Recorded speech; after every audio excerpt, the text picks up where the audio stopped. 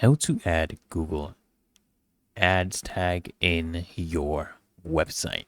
So first, you want to go ahead and copy the code snippet. That's how you do this, okay?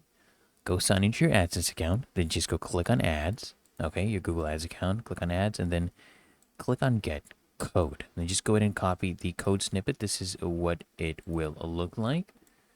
So you just want to go to your website and, for example, go to your HTML page. And when the HTML starts, you first have a header section. After that, you will have a body section, right? So within the body section is where you want to go ahead and paste your code snippet.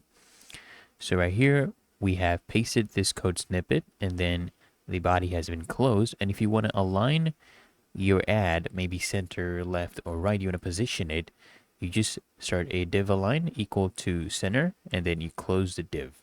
Okay? Really that easy and simple, guys. So I hope this guide provided value to you, and if it did, consider smashing the like button, as well as subscribing to frequently asked questions, and I'll see you guys in the next one.